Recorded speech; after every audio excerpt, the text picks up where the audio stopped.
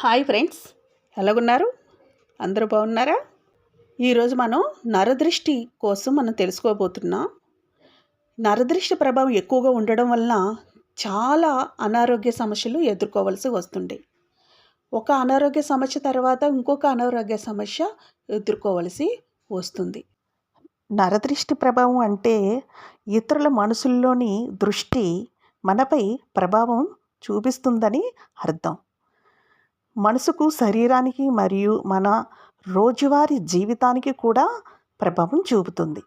నరదృష్టి ప్రభావం ఎక్కువగా ఉన్నప్పుడు కింది పరిణామాలు కనిపిస్తాయి.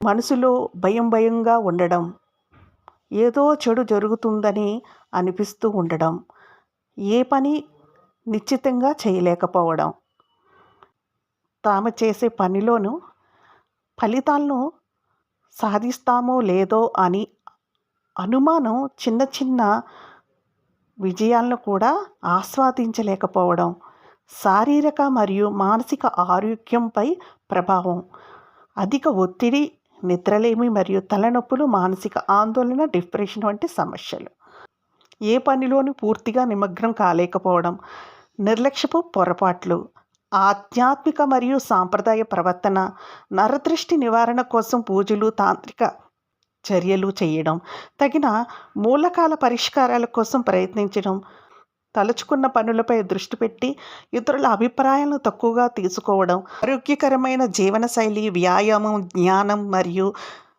నిద్రపాటు సమయాన్ని పాటించడం, ఆలోచనల్లో మార్పు. నరదృష్టి ప్రభావం ఎక్కువగా ఉందని అనిపించినప్పుడు ఆత్మవిశ్వాసంలో మరియు సానుకూల ఆలోచనలతో ముందుకు సాగడం ముఖ్యం.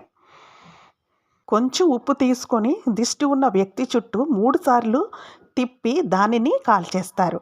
మిరపకాయలతో దిష్టి తిప్పడం కూడా ఉంటుంది. 3 ఎండి మిరపకాయలు తీసుకోవాలి. కొద్దిగా నెయ్యి తీసుకొని దిష్టి ఉన్న వ్యక్తి చుట్టూ తిప్పి ఆ పదార్థాన్ని కూడా కాల్చివేస్తారు.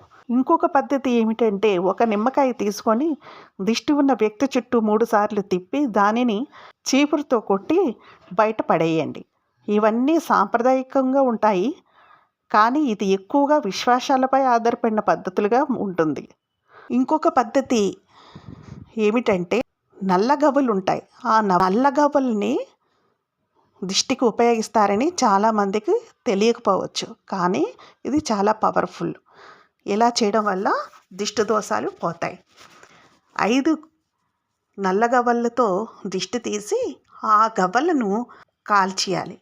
అంటే కాల్చడానికి చాలా కష్టంగా ఉంటుంది, కానీ అది కాలిస్తే ఆ దిష్టి పోతుంది.